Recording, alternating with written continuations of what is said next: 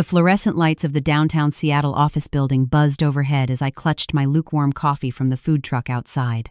My fingers were still numb from the October rain, and the bitter taste of the cheap brew did nothing to wake me up from what felt like a never-ending nightmare. I'm Sophia.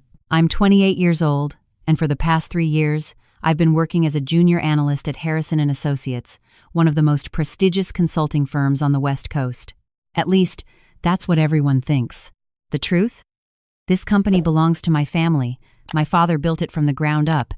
But you'd never know it by looking at me now, standing in the break room in my worn blazer from Target, heating up leftover pasta for lunch while the executives ordered catered meals from that fancy Italian place downtown. Sophia, the quarterly reports are due by 3, my manager, Derek Chen, said as he breezed past me. He didn't even look up from his phone. And the conference room on the 5th floor needs to be set up for the board meeting tomorrow. Make sure the presentation equipment is working this time. Sure thing, I replied, forcing a smile. Derek was only 2 years older than me, but he'd been promoted to senior analyst 6 months ago. Meanwhile, I was still doing grunt work, despite having a degree from Stanford and being fluent in 3 languages. Not that I could tell anyone about Stanford, or about the languages I learned during summers abroad, or about anything that might give away who I really was. My father had made that crystal clear 3 years ago when I graduated and begged him to let me join the firm. If you want to work here, you'll start at the bottom like everyone else, he'd said, his voice stern but his eyes gentle. No special treatment. No one can know you're my daughter. You'll use your mother's maiden name. And Sophia? If you can't handle it, you can walk away at any time. I'd taken the challenge. I wanted to prove I could make it on my own merit. I wanted to understand the business from the ground up, to know what our employees really dealt with every day. What I hadn't expected was how hard it would be, how invisible I'd feel, how much it would hurt to watch people like Derek, who kissed up and kicked down, climb the ladder while people like my friend Rachel worked twice as hard for half the recognition. Rachel Martinez had started the same day I did. She was brilliant, creative, and the single mother of a 6-year-old daughter. While I went home to my modest apartment in Capitol Hill, Rachel took the bus an hour each way to her place in Renton because that's all she could afford. While I had my trust fund sitting untouched in a bank account I never used, Rachel was drowning in credit card debt from her daughter's medical bills last year. We'd bonded over shared frustrations and too many late nights finishing projects that our managers took credit for. She was the only real friend I had here. The only person who saw me as just Sophia Bennett, not as someone's connection or someone's competition. Earth to Sophia? Rachel's voice pulled me from my thoughts. She was standing in the doorway, her arms crossed and a worried expression on her face. You okay? You've been staring at that microwave for like 5 minutes. I laughed, pulling out my now steaming container. Yeah, sorry, just thinking. Well, think faster. Derek wants you in his office. Apparently, there's some big announcement this afternoon, and he needs help preparing materials. She rolled her eyes. Because God forbid he does his own work. As I followed her back toward our shared cubicle, I noticed something different about the office. There was an energy in the air, a buzz of conversation that seemed more intense than usual. People were clustered in small groups, whispering. What's going on? I asked. Rachel shrugged. No idea, but everyone's been acting weird since that email went out this morning. What email? She pulled out her phone and showed me. It was from Human Resources, announcing an all-staff meeting at 4 p.m. in the main auditorium. Attendance was mandatory. My stomach tightened. Mandatory all-staff meetings were never good news. Last time we'd had one, it was to announce layoffs. The rest of the afternoon passed in a blur. Derek barely acknowledged me as I prepared his presentation materials, making last-minute changes that undermined all the work I'd done. By the time 4 o'clock rolled around, my nerves were frayed and my patience was gone. The auditorium was packed. I found Rachel in the back row, and we sat together, watching as employees filed in. At exactly 4:05, the lights dimmed, and our CEO, Margaret Harrison, took the stage. She'd been running the company for the past 2 years, ever since my father had stepped back to focus on the board of directors. Good afternoon, everyone, Margaret began, her voice warm but professional. I know you're all wondering why we've called this meeting. I want to start by saying that Harrison & Associates is in excellent financial health. This is not about layoffs or budget cuts. A collective sigh of relief rippled through the room. However, she continued, we are making some significant changes to our leadership structure. As you know, our founder, James Harrison, has been serving as chairman of the board. While he'll continue in that role, we're creating a new position, Executive Vice President of Operations, to help streamline our growing business. My heart started to race. This was news to me. My father hadn't mentioned any of this during our brief, carefully casual phone calls. This person will have significant authority over day-to-day operations, personnel decisions, and strategic planning. And I'm pleased to announce that we've selected someone from within our own ranks for this position. The room erupted in whispers. Internal promotion? That almost never happened at Harrison & Associates. We usually brought in expensive outsiders with impressive credentials and even more impressive egos. Please join me in welcoming our new EVP, Brandon Mitchell. My blood ran cold. Brandon Mitchell strode onto the stage like he owned it, which, apparently, he was about to. He was 32, tall, with the kind of sharp suit and confident smile that made you either want to trust him or check your wallet. He joined the firm about 18 months ago, coming from some boutique firm in New York, and had quickly made a name for himself as a rainmaker, bringing in high-profile clients and multi-million-dollar contracts. He was also, according to office gossip, the nephew of one of the senior partners, nepotism at its finest. "Thank you, Margaret," Brandon said, his voice smooth and commanding. "I'm honored by this opportunity, and I want to assure everyone that my door is always open. We're going to make some changes around here, changes that will push us to be more efficient, more competitive, and more profitable." Rachel leaned over to me. He sounds like every other corporate douchebag who promises change and delivers nothing but longer hours and smaller bonuses. I couldn't respond. My mind was racing. Why hadn't my father told me about this? Did he know they were going to give Brandon this much power? And why did Brandon keep looking at our section of the auditorium with that unsettling smile? "Starting next week," Brandon continued, "I'll be implementing a performance review system for all departments. We need to identify our top performers and our underperformers. Excellence will be rewarded. Mediocrity will not be tolerated." The room had gone quiet. This was not the inspiring speech people had been hoping for. "That's all for now," Margaret said, stepping forward and clearly trying to salvage the mood. "Please welcome Brandon when you see him around the office." Dismissed. As people filed out, Rachel grabbed my arm. "Did you see how he was looking at our department?" "I have a bad feeling about this." She wasn't wrong. Over the next 2 weeks, Brandon made his presence felt in every corner of the company. He sat in on team meetings, scrutinized reports, and asked pointed questions that seemed designed to make people uncomfortable rather than to gather information. And then he started making changes. First, it was the remote work policy. Eliminated. Everyone had to be in the office 5 days a week, no exceptions, even though we'd been successfully operating on a hybrid model for years. Rachel, who relied on remote Fridays to save on childcare costs, was devastated. Then came the expense account restrictions. The executive team could still wine and dine clients at expensive restaurants, but the rest of us couldn't even expense a working lunch without 3 levels of approval. But the worst change came on a Tuesday morning, when Derek called me into his office with a grim expression.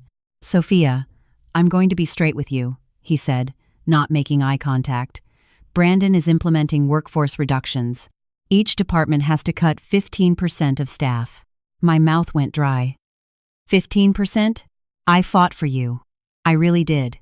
But the numbers don't lie. Your productivity metrics are in the bottom quartile for the analyst team. "That's because you have me doing administrative work half the time instead of actual analysis," I said, my voice rising. "I've been asking for real projects for months.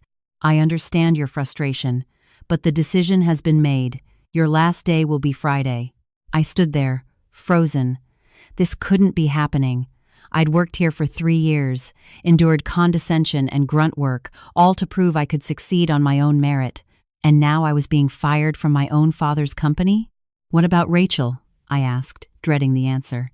Derek shifted uncomfortably. "Rachel is being let go as well." Something inside me snapped. This is wrong. Rachel is one of the best analysts we have. She brings in insights no one else sees. If you're cutting her, then this has nothing to do with performance and everything to do with Brandon consolidating power. "That's enough, Sophia," Derek said sharply. "This is a business decision." I suggest you start packing your desk." I walked out of his office in a daze. The bullpen was eerily quiet. Word had already spread. People were crying at their desks. The HR director was making rounds with boxes and manila folders. I found Rachel in the bathroom, trying to compose herself. "He fired you too?" I asked.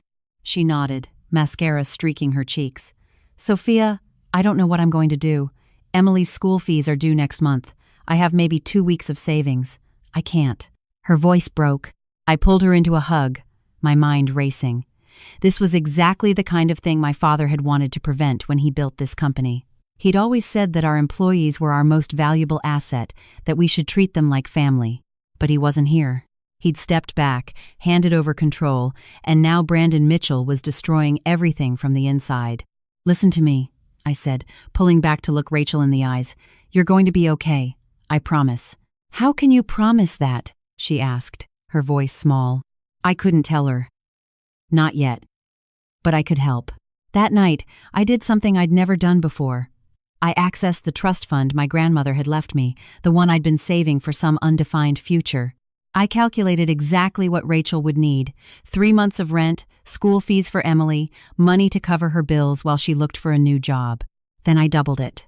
The next day, I asked Rachel to meet me for coffee at our favorite spot, a little place near Pike Place Market that made the best lattes in the city. "I need to tell you something," I said once we were settled in a corner booth. "And I need you to let me finish before you react." She looked confused but nodded.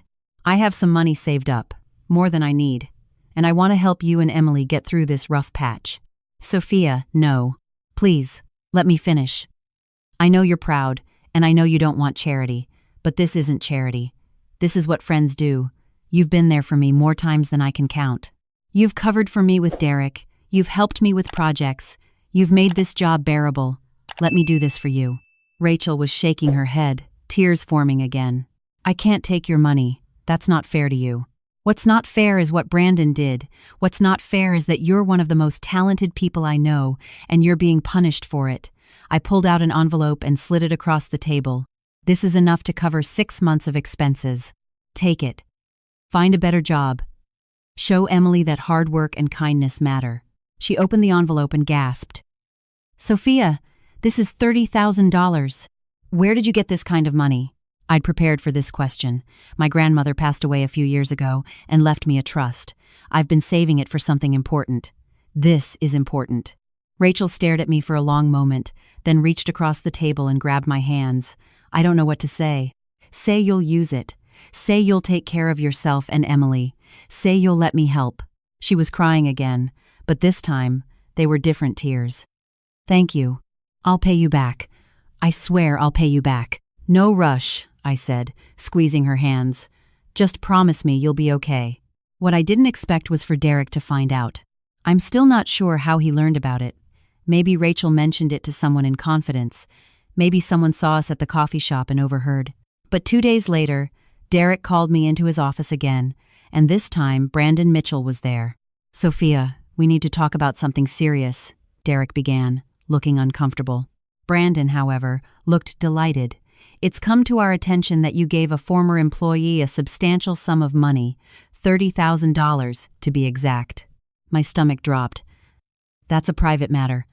Between friends, is it?" Brandon leaned forward, his eyes cold despite his smile. "Because it raises some interesting questions. Where does a junior analyst get $30,000 to give away? Are you independently wealthy? Did you inherit money? That's none of your business. It becomes my business when it suggests possible impropriety. How do we know that money didn't come from embezzlement or from selling company secrets?" His voice was casual, but his implication was clear. I stared at him in disbelief. "You're accusing me of theft? That's insane. I'm not accusing you of anything. Yet. But I think we need to conduct an investigation. In the meantime, you're suspended without pay, effective immediately. Security will escort you out." "You can't do this." "I can, and I am. Unless you'd like to explain where that money came from?" He tilted his head, waiting. I could have told him right then. I could have revealed who I really was, pulled rank, and watched his smug expression crumble. But something held me back. Maybe it was pride. Maybe it was stubbornness. Or maybe it was the realization that if I revealed my identity now, under these circumstances, I'd never know if I could have handled this on my own. I have nothing to explain to you, I said quietly. That money was mine to give. I broke no laws and no company policies. We'll see about that. Security is waiting outside. The walk through the office was humiliating. People stared as I was escorted to my desk, watched as I packed my personal items into a cardboard box, whispered as I was led to the elevators. I held my head high, but inside I was crumbling. Rachel tried to intercept me in the lobby, but security prevented her. "I'm so sorry," she mouthed. I shook my head. This wasn't her fault. That night, I sat in my apartment, staring at my phone. I needed to call my father. I needed to tell him what was happening. But every time I started to dial, I stopped. What would I say? That I'd failed? That I couldn't handle working at my own family's company without special protection? That the first real test of my integrity had resulted in me being escorted out like a criminal? Instead, I opened my laptop and started researching. If Brandon wanted to play hardball, I needed to understand exactly what game we were playing. What I found shocked me. Brandon Mitchell wasn't just the nephew of a senior partner.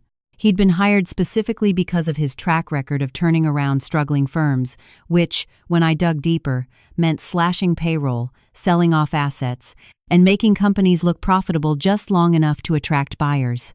He was a corporate raider in a consultant's clothing, and Harrison and Associates, my father's legacy, was his next target. I found articles about his previous firms, employee reviews on Glassdoor that painted a picture of a toxic culture built on fear and favoritism. I found public records showing that 2 of his former companies had been sold within 18 months of his hiring, with the executives walking away with golden parachutes while the employees were left with nothing. The pattern was clear. Get hired. Cut costs drastically. Make the financials look good on paper. Find a buyer. Cash out. I needed help.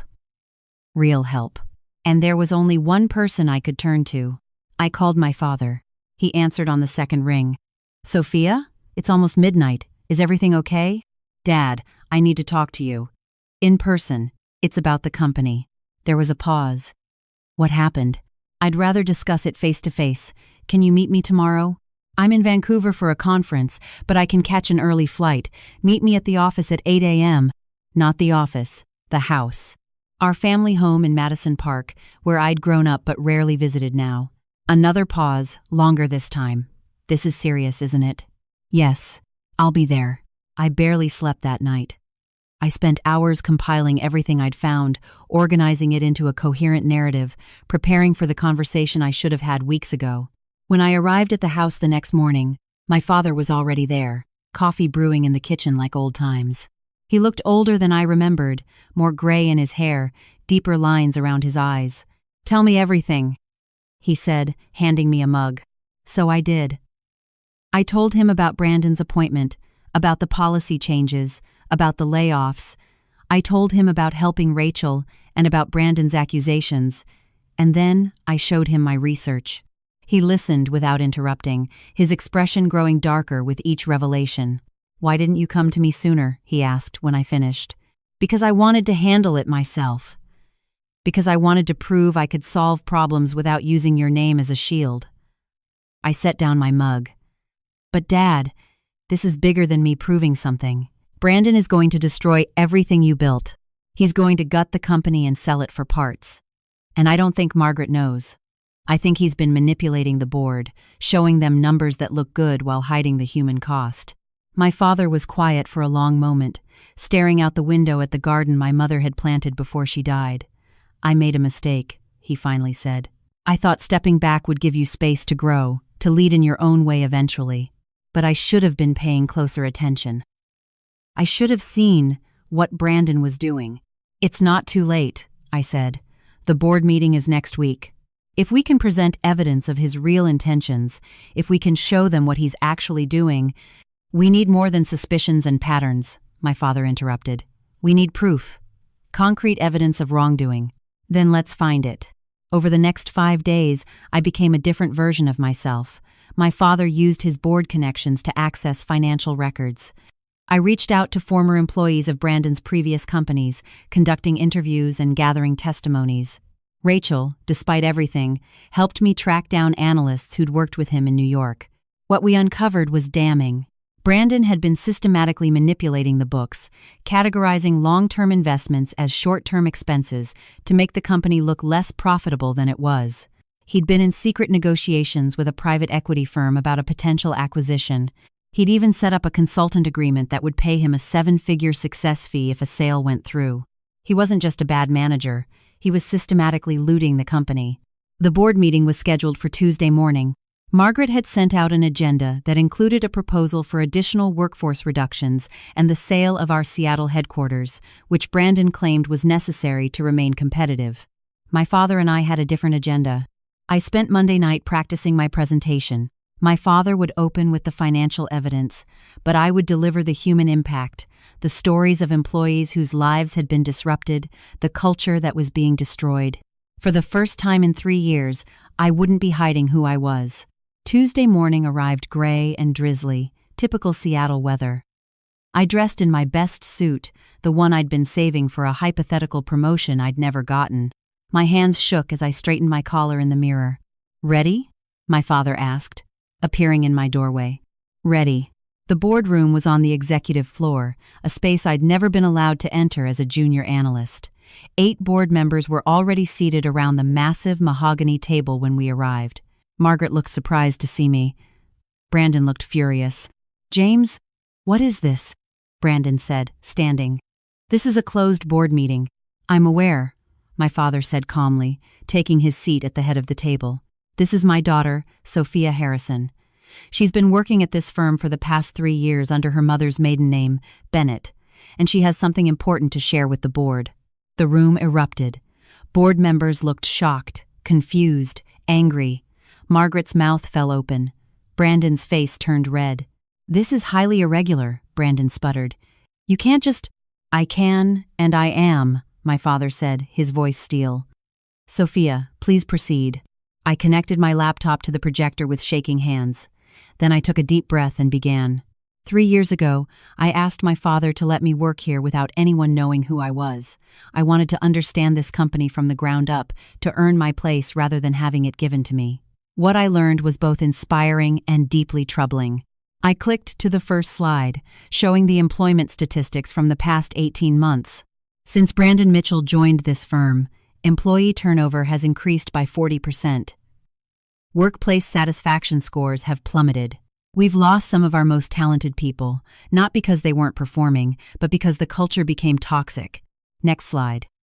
But the bigger issue is financial manipulation. Brandon has been reclassifying capital expenditures as operational expenses, making our profit margins appear tighter than they actually are. He's been in secret negotiations with Apex Capital Partners about a potential acquisition, and he's structured a consultant agreement that would pay him $8 million if that sale goes through. I looked directly at Brandon as I clicked to the next slide. "You're not trying to save this company. You're trying to sell it and cash out." "This is slander," Brandon said, his voice shaking with rage. "Pure speculation from a disgruntled employee who was fired for suspicious financial activity." "Was I fired?" I asked calmly. "Or was I suspended while you trumped up false allegations of embezzlement because I helped a friend pay her bills?" I turned to the board. Brandon accused me of stealing company money because I gave my own savings to a colleague who'd been unjustly laid off. He weaponized HR policies to punish an act of kindness because he wanted me silenced. My father clicked to the next slide, which showed email exchanges we'd subpoenaed through his legal team. These are communications between Brandon and Apex Capital Partners, outlining a timeline for acquisition. He's been working against this company's interests from day one. The room was silent except for the hum of the projector. Board members were leaning forward, reading the documents, their expressions ranging from shock to fury. "Margaret," my father said quietly, "did you authorize these negotiations?" She shook her head, looking pale. "I had no idea." "Of course you didn't," I said. Brandon operated in the shadows, using his authority to make decisions that should have required board approval. He systematically removed anyone who might question him and surrounded himself with people who would follow orders without pushback. "This is a witch hunt," Brandon said, but his voice had lost its confidence. I've done nothing but try to make this company more efficient and profitable. At what cost? I asked. How many lives have you destroyed? How many families have you hurt? How many careers have you derailed? I clicked to my final slide, a simple graph showing the company's actual financial health versus the doctored reports Brandon had been presenting. Harrison and Associates is not struggling. We're thriving. We don't need to be sold or gutted. We need leadership that values people as much as profits. The board voted unanimously to terminate Brandon's contract and to launch a full investigation into his activities. Apex Capital was notified that we were not interested in acquisition discussions, and the board restructured the executive team, with Margaret remaining as CEO but with more robust oversight. As security escorted Brandon from the building, he paused by my seat. "You think you've won?" he hissed. "You're just a spoiled rich girl playing dress-up in your daddy's company." I met his eyes steadily. "I'm someone who spent 3 years learning every aspect of this business from the bottom up. I'm someone who knows what our employees need because I was one of them. And I'm someone who will spend the rest of my career making sure people like you never destroy what my father built." After he was gone, Margaret approached me, her expression conflicted. "Sophia, I owe you an apology. I should have been paying closer attention. I should have questioned Brandon's decisions more critically. We all missed the signs," I said, "but we caught it in time. That's what matters." My father asked me to stay after the others left. We sat in the empty boardroom. Just the two of us. "I'm proud of you," he said, "not just for what you did today, but for the person you've become over these past 3 years. I almost called you a dozen times," I admitted. "Almost gave up and asked for help. But you didn't. You persevered. You learned. You built real relationships with people who knew you for who you were, not whose daughter you are." He smiled. "Though I imagine it's going to be interesting going back to work now that everyone knows." "About that," I said, "I have some ideas about restructuring the analyst program, about mentorship and career development, about making sure what happened to Rachel and the others never happens again." "I'm listening." We talked for hours, mapping out a new vision for the company. Not just preserving what my father had built, but evolving it, making it better.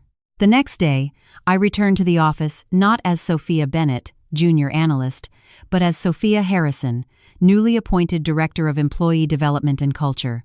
It was a position we created specifically to address the damage Brandon had done and to prevent future abuses. Rachel got her job back, along with a promotion to senior analyst and a raise. Everyone who'd been laid off was given the option to return with back pay and benefits. And I finally got to be myself, fully and completely, in the company my father built and that I would someday help lead. The day after the announcement, Derek showed up at my new office, looking uncomfortable. "I owe you an apology," he said. "I should have pushed back against Brandon. I should have protected the team. I should have recognized your value." "You're right," I said simply. "You should have." He nodded, looking miserable. "Is there anything I can do to make it right?" "Yes. Be better, lead better. Treat people with respect, regardless of their title or position, because you never know who you're really dealing with." He left, and I turned to the window, looking out over the city I loved. 3 years ago, I'd walked into this building, determined to prove I could succeed on my own merits. I'd endured condescension, grunt work, and being underestimated at every turn. But I'd also learned what it meant to truly understand a business, to connect with employees at every level, to recognize that power and authority mean nothing without integrity and compassion. My father had been right. Starting at the bottom had taught me lessons I never could have learned in the executive suite. And now, with those lessons learned, I was ready to help build something better. Not just a profitable company, but a place where talent was recognized, hard work was rewarded, and kindness wasn't punished. My phone buzzed with a text from Rachel. "Lunch today? My treat. Well, eventually, once I pay you back." I smiled and typed back, "Lunch sounds perfect. And you don't owe me anything except your continued brilliance." As I headed out to meet her, I passed the lobby where I'd been escorted out just weeks ago. The security guard who'd walked me out that day nodded respectfully. "Good morning, Miss Harrison." "Good morning, James," I replied, noting his name tag for the first time. "How's your day going?" He looked surprised that I'd asked, then smiled. "Better now, ma'am. Things are definitely looking up around here." "They are," I agreed. "They really are. And for the first time in 3 years, I walked out of my father's building not as an imposter or a secret keeper, but as exactly who I was meant to be.